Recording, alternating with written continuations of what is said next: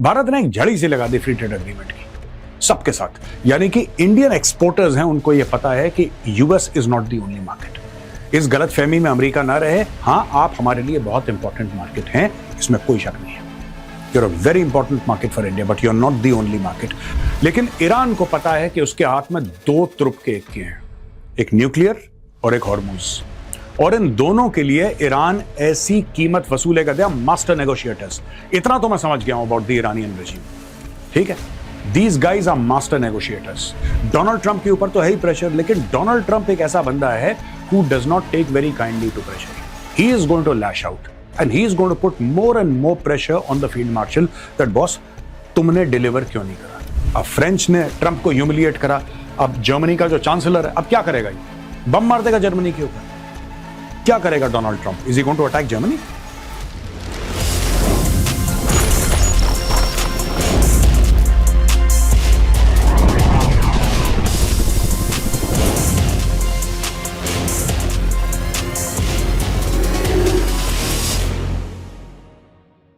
जय हिंद दोस्तों, मैं हूं मेजर गौरवारी और आप देख रहे हैं the Chanakya dialogues.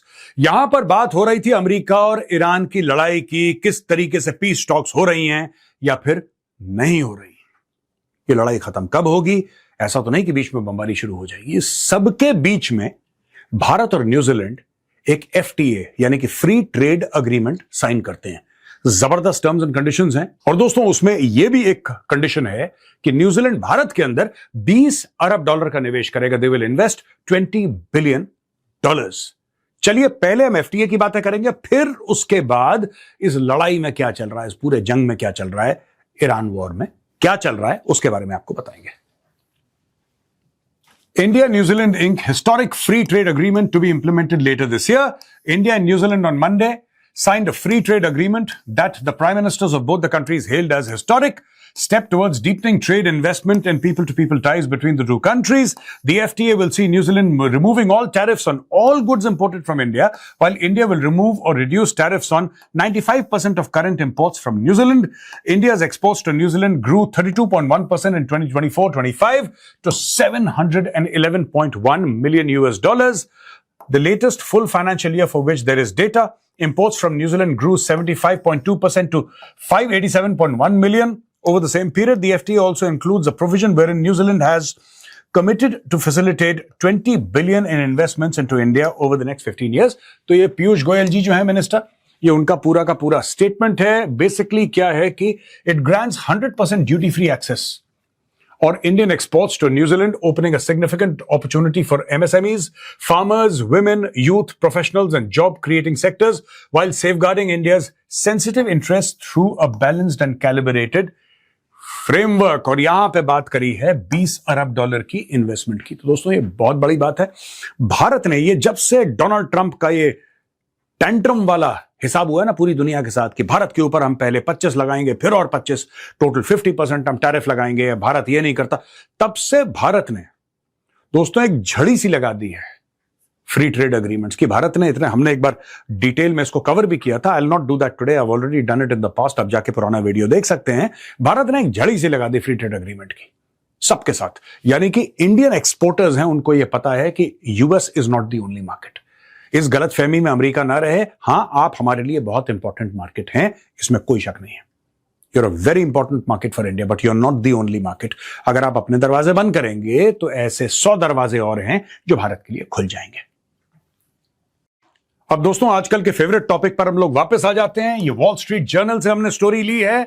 Trump skeptical of Iran's Strait of Hormuz proposal. President Trump and his national security team are skeptical of Iran's offer of a deal that would see the Strait of Hormuz open and discussions about its nuclear work tabled. US officials said Trump held discussions with aides Monday morning about the offer. While he didn't reject it outright, officials said Trump sounded notes about Iran not dealing in good faith or being willing to meet his key demand, ending nuclear enrichment and vowing never to make a nuclear weapon. वो नहीं करेगा ऐसे।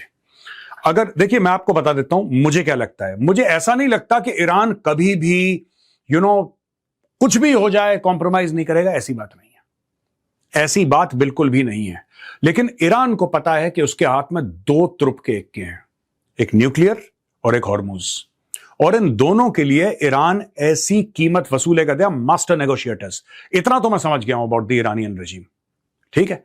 These guys are master negotiators and in them Donald Trump, जो क्या art of the deal, मुझसे बेहतर negotiation कोई नहीं कर सकता, मुझसे बेहतर डील कोई नहीं कर सकता है। डोनाल्ड ट्रंप ने ही टॉम-टॉम्ड his credentials to the entire world. I think in the Iranians he's met his match, क्योंकि जो इरानियंस ने नेगोशिएट करने का नया तरीका लेकर आए हैं पूरे इस पैराडाइम में, उससे पता लगता है कि डोनाल्ड ट्रंप की एडमिनिस्ट्रेशन के पास कोई जवाब नहीं है।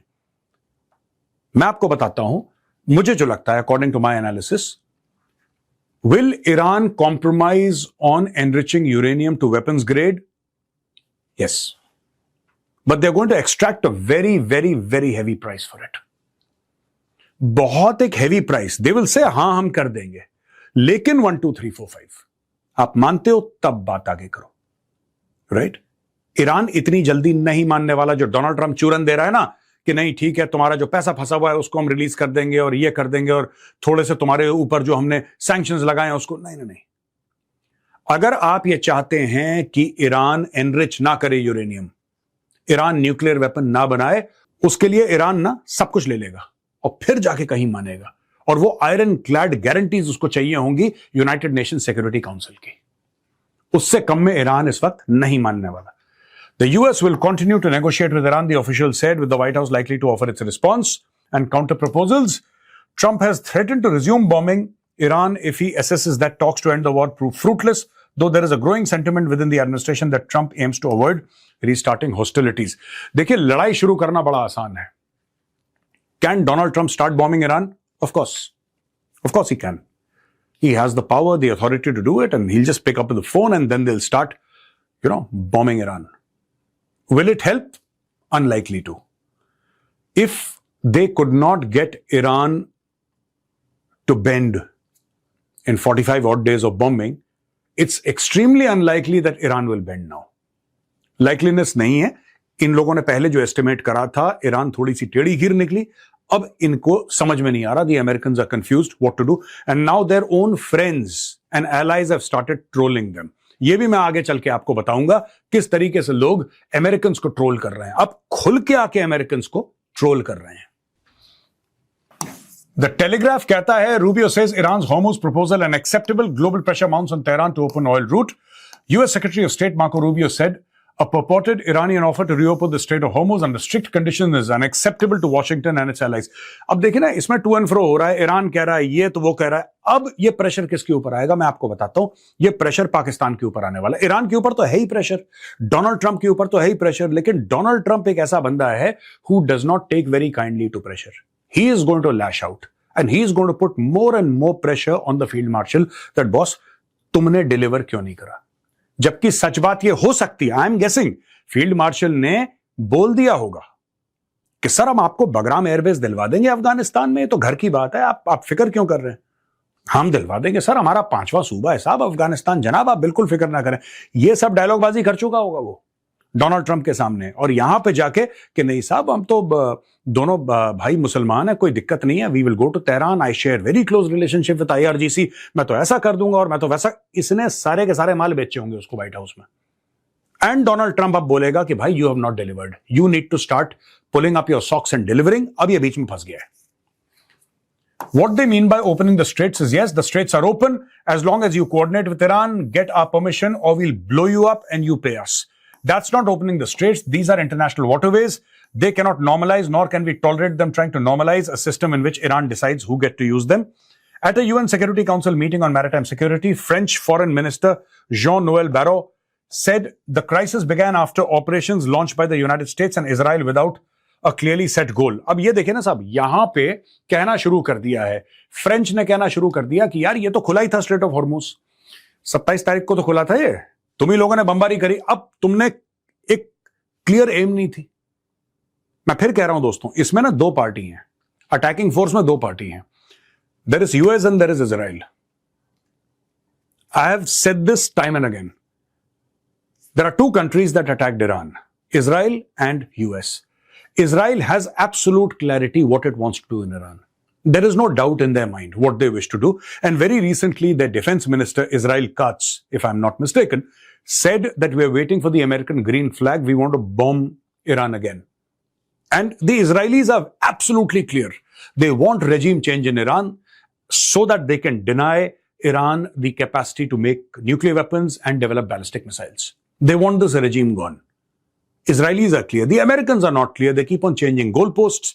इसीलिए ये लोग बहुत ज्यादा कंफ्यूजन है। यही बात फ्रेंच भी कहता है, जॉन नोएल बैरो जो है वो कहता है कि operations launch by the United states and Israel without a clearly set goal. Clearly set goal Israel का है, यूएस का नहीं है। In a joint statement led by Bahrain, dozens of countries reiterated their call for the urgent and unimpeded opening of the critical waterways as negotiations between the US and Iran remain stalled. अब यहां पे and of war Hormuz nukes Iran 3-stage proposal, इसके बारे में हमने बात भी करी थी पहले, कल भी हमने बात करी थी, आज फिर से आपको रिएटरेट करते हैं। इसके सामने यह डालना जरूरी है कि आप इस कॉन्टेक्स्ट में इस चीज को समझ लें। स्टेज 1 है complete end of war and guarantees to prevent its resumptions against Iran and Lebanon. तो यहां पे हिजबुल्लाह की बात कर दी, सीधी हिजबुल्लाह की बात कर दी उसने। अब देखिए, ईरान आज की तारीख में हमास की बात नहीं कर रहा, हमास की बात नहीं कर रहा। हमास के साथ यूज एंड थ्रो हो गया, क्योंकि उसको पता है कि हमास की रीढ़ की हड्डी आईडीएफ ने तोड़ दी है। The Israelis have literally broken the back of Hamas. There are still few elements who are fighting, and the Israelis are fighting back, but they have not mentioned Hamas. There is no mention of Palestine. These are the 3 conditions. In these 3 conditions, please find the word Palestine anywhere. अगर कुछ होगा तो आप मुझे बताइए, हो सकता है मेरी नजर से चूक गया हो। अगर आपको समझ में आ रहा है तो आप बताइए। If demands of first stage are agreed upon, the second stage would be to see parties discuss the management and administration of the critical marine choke point Strait of Hormuz. Right तो यहां पे बात कर ली है war के बारे में कि साहब हमारे ऊपर आप हमला नहीं करेंगे और आप लेबनान पे यानी कि हिजबुल्लाह के ऊपर आप हमला नहीं करेंगे। ठीक है, पहली शर्त। दूसरी शर्त, अगर आप पहली शर्त मान जाते हैं तो फिर दूसरी शर्त में हम देखेंगे किस तरीके से हम स्ट्रेट ऑफ हॉर्मुज को खोल सकते हैं। इसीलिए Seyed Abbas Araghchi, the foreign minister of Iran, went to Oman, क्योंकि ओमान का भी पानी वही है जो स्ट्रेट ऑफ हॉर्मुज में किसके लगते हैं, जो मैरिटाइम बॉर्डर्स हैं, एक तरफ ईरान के हैं, एक तरफ ओमान के हैं, बीच में इंटरनेशनल वाटर्स हैं। So Oman is a party to this entire thing in the sense that those waters are owned by those are sovereign Omani waters. तो ये एक दूसरी बात हो गई। स्टेज 3, जब ये दोनों बातें हो जाती हैं, तब only after the above 2 stages are crossed will Iran discuss the nuclear issue. This is a key point as the US has continued to demand that Tehran stops uranium enrichment for a long time and moves its stockpile out of the country. अब ये जब Iran कह रहा है ना कि guarantees, ये कह रहा है कि गारंटी दो कि तुम अटैक नहीं करोगे, ये किसकी गारंटी चाहिए उसको? किसकी गारंटी चाहिए भाई? वो इजराइल की और अमेरिका की गारंटी नहीं मांग रहा है, वो मांग ही नहीं रहा। वो चाह रहा है एक resolution, United nation security council का resolution, properly signed by everybody, all the stakeholders, कि नहीं होने देंगे ये। मैंने आपको क्या बोला था, ये बात करेगा न्यूक्लियर की। अभी ईरान ऐसे दिखा रहा है कि अगर तुमने न्यूक्लियर की बात करी तो हम उठ के चले जाएंगे, ऐसा नहीं है। देखिए, ये जो पूरी न्यूक्लियर वाली बात है, इसमें दोनों तरफ से आप देखिए, ईरान को पता है कि सबसे बड़ा तुर्क का इक्का उसके हाथ में ही है, सबसे बड़ा, राइट, हॉर्मुज के अलावा सबसे बड़ा तुर्क का इक्का उसके पास ये है कि it has 450 kgs approximately of enriched uranium. वो कहां है किसी को नहीं पता। कोई कहता दब गया नीचे, कोई कहता नहीं है, कोई कहता डिस्ट्रीब्यूटेड है, कहीं छुपा रखा है। जितने मुंह उतनी बातें। लेकिन ईरान को एक बात पता है कि अगर वो मान जाता है तो फिर ईरान दोबारा नहीं बना पाएगा। इसलिए नहीं कि ईरान मान गया है, इसलिए कि दुनिया फिर दूरबीन लेके घुस जाएगी ईरान के अंदर, दूरबीन भी और माइक्रोस्कोप भी दोनों। Everything near and far will be seen. Then there'll be inspectors crawling all over Iran. अगर ये डील होती है तो आप फिर छुप नहीं सकते और 24 घंटे का सर्वेलेंस होगा। ईरान उस चीज को एक्सपेक्ट कर रहा है। इसलिए अगर ईरान आज की तारीख में मान जाता है कि नहीं साहब हमें कुछ नहीं करना, we will not enrich uranium to weapons grade, अगर ईरान मान जाता है तो ईरान फिर सब कुछ ले लेगा उसके एवज में। It will demand a lot. ये तो कुछ भी नहीं है, दिस इज नथिंग। ये जो first point and second point, nothing. Iran will ask for the moon because this is the ultimate Trump card. Stage 3 ये अल्टीमेट ट्रम्प कार्ड है ईरान का। उसको देने के लिए देगा ईरान, देगा, लेकिन ईरान को फिर उस लेवल का आपको कुछ देना पड़ेगा कि अपने न्यूक्लियर एम्बिशंस छोड़ दे। अब यहां पे दोस्तों रॉयटर्स कहता है, मैंने ट्रोलिंग की बात करी थी ना, वो फ्रेंच ने ट्रोल करा। फ्रांस वाले ट्रोल कर रहे थे कि यार तुम लोगों ने तो अच्छा खासा खुला था, हॉर्मुज तुमने बंद करवा दिया। अब देखिए, Germany's merge says Iran is humiliating US as talk stall. German Chancellor Friedrich Merz said on Monday that Iran's leadership was humiliating the United States and getting US officials to travel to Pakistan and then leave without results in an unusually abrupt rebuke over the conflict. यहां पे जो Germany का chancellor है, who is their head of state, जो वहां पे राष्ट्रपति के इक्विवेलेंट है या प्रधानमंत्री कह लीजिए उसके इक्विवेलेंट है, वहां पे चांसलर बोलते हैं जर्मनी में, वहां पे बोल दिया कि यार ये तो आपकी बेइज्जती कर रहा है ईरान। खुले मंच पे बोल दिया कि ईरान जो है अमेरिका की बेइज्जती कर रहा है, ईरान आपको ह्यूमिलिएट कर रहा है। भाई आप क्या कर रहे हो? आपसे बोलता है आ जाओ पाकिस्तान आ जाओ, आप टाई शाई पहन के पाकिस्तान पहुंच जाते हैं, वहां पे ईरान कहता नहीं मिलना, हम दूसरे कमरे में बैठेंगे, तुम्हारे सामने नहीं आना, तुम्हारी शक्ल देखना मैं गवारा नहीं है। इन दोज टर्म्स ये नहीं बोला उन्होंने, this is not exactly what he said, but he is saying that Iran is humiliating you. Merz also said that he not see what exit strategy the US was pursuing in the Iran war, comments that underline deep divisions between Washington and its European NATO allies, which had already been festering over Ukraine and other issues. आपकी exit strategy क्या है Ukraine की? अब देखिए ना, बात यह है कि ट्रंप इतनी बेइज्जती करता है, ट्रंप की आदत है नेटो की बेइज्जती, तुम लोग तो बेवकूफ हो, हमारे बिना तुम्हारा क्या वजूद है, अगर हम लोग हट गए तो रशिया तुम्हें खा जाएगा। ट्रंप सबकी बेइज्जती करता है। अब इशू ये है कि क्योंकि ट्रंप सबकी बेइज्जती करता है, अच्छा बैटिंग सबकी आती है दोस्तों, ये जीवन जो है ना ये क्रिकेट का मैदान है, यहां पे बैटिंग सबकी आती है। पहले ट्रंप की बैटिंग थी, अब इनकी आ रही है, ये बल्लेबाजी कर रहे हैं। अब फ्रेंच ने ट्रंप को ह्यूमिलिएट करा, अब जर्मनी का जो चांसलर है अब क्या करेगा? ये बम मार देगा जर्मनी के ऊपर। क्या करेगा Donald Trump? Is he going to attack Germany? आपने भाई नेटो का, आपने वो जो चीज थी नेटो की स्पिरिट, वो आपने डिस्ट्रॉय कर दी। आपने बोला मैं ग्रीनलैंड ले लूंगा, आपने जेडी वैंस को भेज दिया वहां पे, किस किस को भेज दिया, और आपने बोल दिया कि मैं बाय फोर्स ले लूंगा। वो आपका नेटो एलाई है Denmark. Denmark is one of the founders of NATO, वो बाद में नहीं आया, it's one of the original founders of NATO. जो ओरिजिनल टीम बनी थी नेटो की उसमें डेनमार्क था भाई। तो आपने ऐसा कर दिया। फिर आपने बोला कि नहीं ये तो फ्रेंच जो हैं ये कमजोर हैं, जो ब्रिटिश हैं ये कमजोर हैं, जर्मनी वाले कमजोर हैं, हम ही ताकतवर है। आपने सबको जलील करा, अब इनको मौका मिल रहा है, ये छीछा लेदर कर रहे हैं आपकी। ये देखिए ये फ्रेडरिक मर्ज क्या बोल रहा है, ये देखिए, it's so interesting. He is saying the Iranians are obviously very skilled at negotiating, और rather very skillful at not negotiating, letting the Americans travel to Islamabad and then leave again without any result. An entire nation is being humiliated by the Iranian leadership, especially by the so-called Revolutionary Guards. And so I hope that this ends as quickly as possible. ये देखिए साहब, he says an entire nation is being humiliated. ये किसकी बात कर रहा है entire nation? ये बात कर रहा है यूएस की, ये बात कर रहा है यूनाइटेड स्टेट्स की। बेसिकली इसका कहने का यह मतलब है कि ट्रंप की हरकतों की वजह से पूरा अमेरिका जलील हो रहा है। यह कह रहा है इन अ नटशेल, नेशन की बात कर रहा है। What he means is Donald Trump, क्योंकि ईरान की लड़ाई दोस्तों कुछ भी नहीं है। ये तो ईरान में जो बमबारी करी है that is nothing compared to what America has done in the past. अगर मैं वियतनाम से शुरू हो जाऊं तो आपको पता लगेगा कि अमेरिका ने अपने कितने हजार फौजी मरवा लिए। लेटली आप देखें, ये 20 साल अफगानिस्तान में बैठकर आए, तब क्या जर्मनी ने बोला? जर्मन ट्रूप्स भी थे बाय द वे वहां पे, नेटो एलाइज के ट्रूप्स भी थे। मैं अफगानिस्तान की बात कर रहा हूं। इन्होंने कुछ बोला? कुछ नहीं बोला। जब अमेरिकन फोर्सेस इराक में ऑपरेशन कर रही थी, झूठ बोल के कि यहां पे वेपन्स ऑफ मास डिस्ट्रक्शन है, सद्दाम हुसैन को टांग दिया। इन्हीं का दोस्त था वो Saddam Hussain, by the way पुराना मित्र है अमेरिकन का, अपने मित्र को टांग दिया। टांगने के बाद उसकी हरकतें भी वैसी थी कर सद्दाम हुसैन की, लेकिन American had no business going to Iraq. But even at that point in time, did NATO say anything? No. When they went to Libya, did NATO say anything? No. ऐसा क्या हो गया ईरान में यार, जो America ने 10 बार पहले ना करा हो और 100 गुना ज्यादा ना करा हो? कुछ भी नहीं हुआ ईरान में इतना ज्यादा। That they have not done in Afghanistan और इराक और other places. इन्होंने तो पूरे मिडिल ईस्ट में आग लगा रखी है।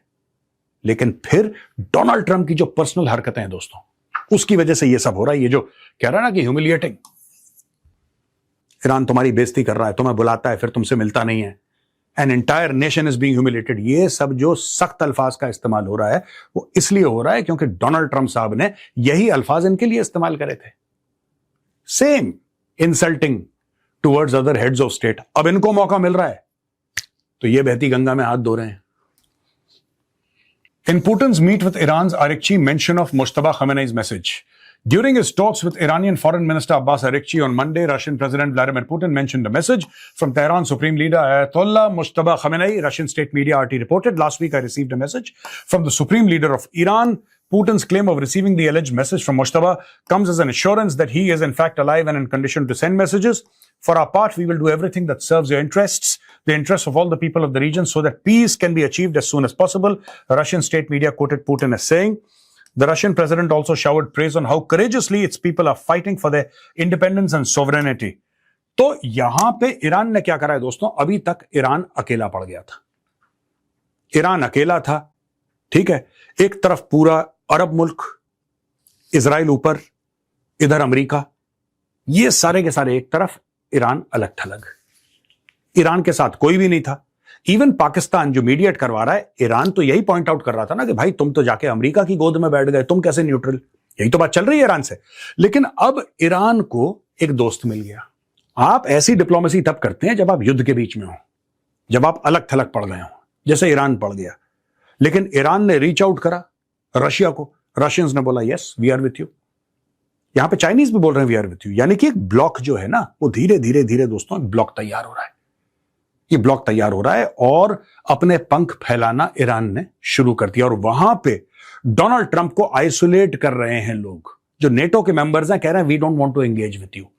ऐसी खबरें आई हैं दोस्तों जहां पे डोनाल्ड ट्रंप आ रहा है और कई लोग ऐसे कह रहे हैं कि we don't want to engage with this person. वो जाएंगे मीटिंग में अगर जाना होगा, लेकिन प्राइवेटली उनकी बातें हो रही हैं कि वी डोंट. ये पता नहीं किस आदमी का हाथ मिला है, किस आदमी की बेइज्जती करते हैं. So people want to avoid meeting with Donald Trump and Donald Trump doesn't have too many friends. आज का वीडियो यहीं पे खत्म होता है दोस्तों. पसंद आए तो इस वीडियो को लाइक कीजिए, हमारे चैनल को सब्सक्राइब कीजिए, बेल आइकन दबाना बिल्कुल मत भूलिएगा. जय हिंद, वंदे मातरम, भारत माता की जय.